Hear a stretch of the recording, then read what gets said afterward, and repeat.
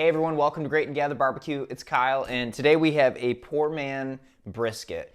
Don't know how it got the name. I don't really understand, because pound per pound, this is a chuck roast, is I think like pretty close to brisket, if not more expensive, but you can buy a smaller cut of meat. So this doesn't have to be a 10-pound brisket at that point. You can do 2.5 pounds. But what we're gonna do is we're gonna cook this thing just like a brisket. Normally, I'm gonna change it up a little bit today because I just don't have the supplies I normally have. But normally at 160, when I do these poor man briskets, I put it in a pan with beef broth and then take it from the 160 to the 203 / being probe tender. I don't have beef broth today, and I don't really feel like going to the store, and I actually have an errand I have to go do. So this is just gonna go on the smoker. The hope is to maybe be home around the 160-degree mark, and I'll wrap it at that point. But there's a good chance that this is just gonna sit on the smoker, and it is a prime grade cut, so it's got some more fat content in it, so hopefully it continues to stay moist and juicy and that kind of stuff. But it's an experiment. I tell you guys this all the time if you guys have been watching my channel, but barbecue is all about experiments.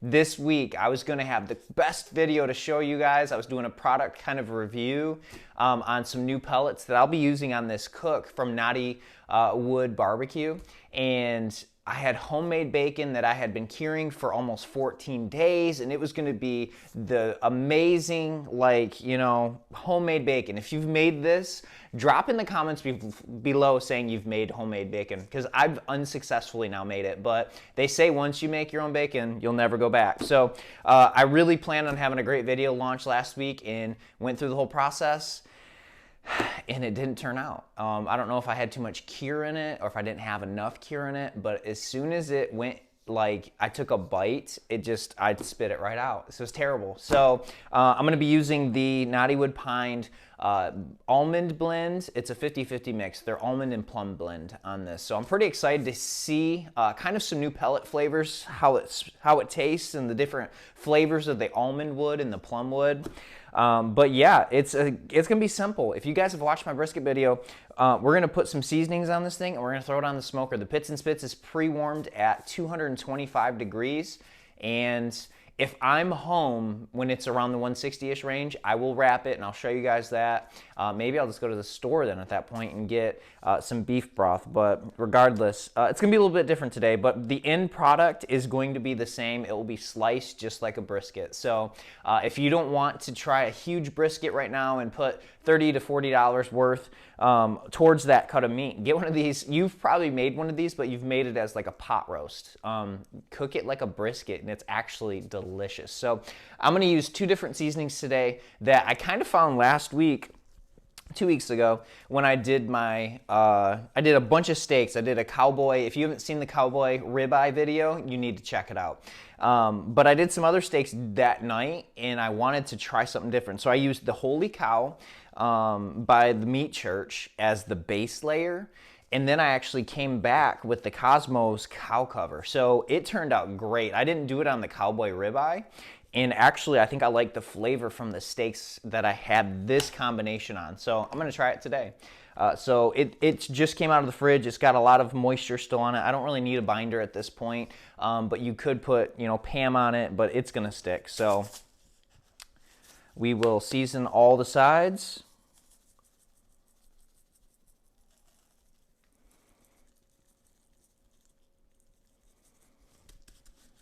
Kind of press down that first layer.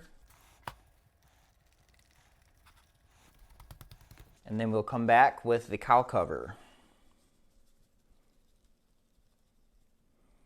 All right, so I got it all seasoned up, all the corners. Kind of a tip and trick is, as your seasoning, stuff is falling off onto the cutting board.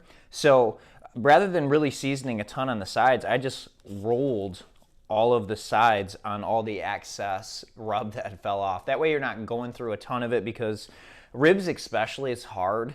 You start putting it on, and man, like you have like 2 lines almost sometimes of like baby backs for sure. I feel like that's all this rub that never gets used. You can kind of just stick it right on the sides, and then that way you feel like you're not just throwing your money away at that point. But yeah, we're gonna go put this on the Pits and Spits, and I'll see you out there.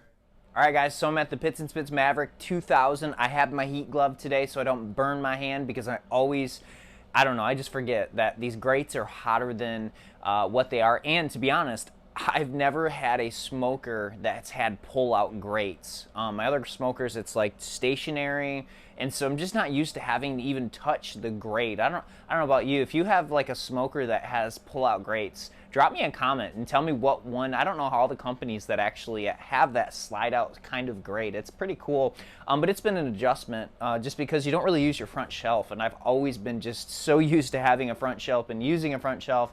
I'm actually gonna get a little prep table that I can kind of keep stuff on.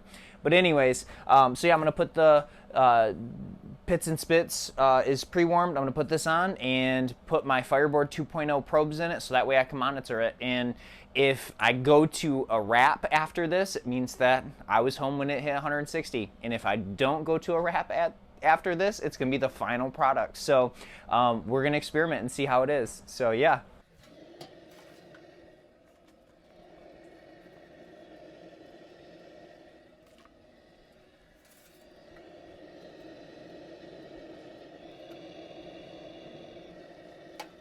All right, guys, so this little guy has taken so much longer than I expected. We are at like 4.5 hours, almost 5 hours actually. It's closer to that.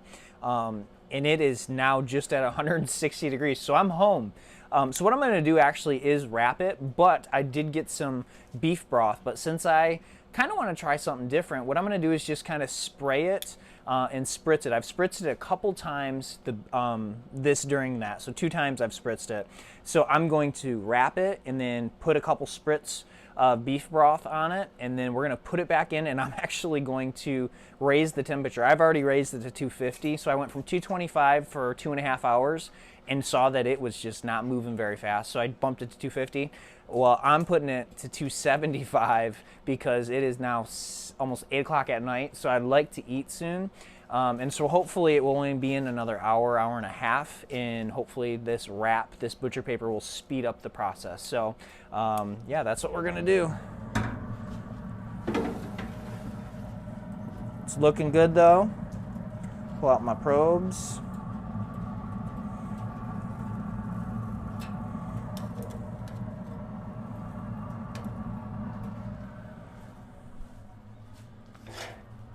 Shut the grill so it can heat back up. And yeah, basically, I will just push it pretty close to an end, grab my beef broth,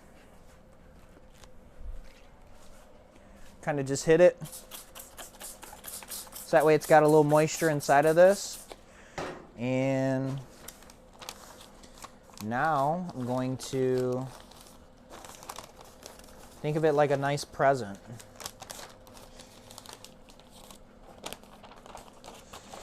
Probably cut way too much butcher paper, but that's okay. Maybe it will help speed it up even more.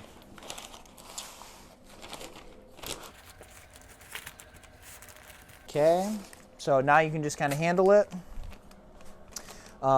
Since this is not as hot now because I got 2 layers, I'm just going to put the probes in right here. So that way I don't have to worry about finding spots after it's been on the grate.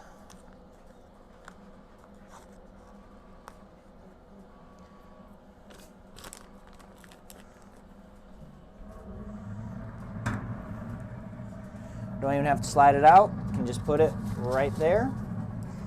And 275. So you guys will get to see when we slice it. See you then. All right, guys, so just pulled it off the smoker, let it rest probably about 25 minutes. You could go longer, but we're ready to eat because it's like late. This took way longer than expected, about 7 hours and some change. So not sure if every one would be like that or what, but it smells delicious, and it still is juicier than I expected because I didn't have it sitting in beef broth, which is what I'm used to doing. So we're just gonna cut into it and see what it looks like. So you got a little smoke ring.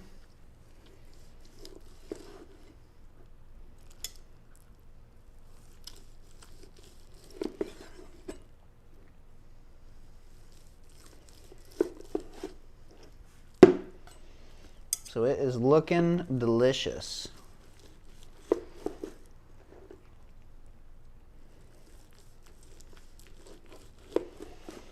So just like a brisket, you could take it, see if it will flap. It's different because it's got fat chunks, and then here's the pull test, and yeah, so it's hot because it just came out.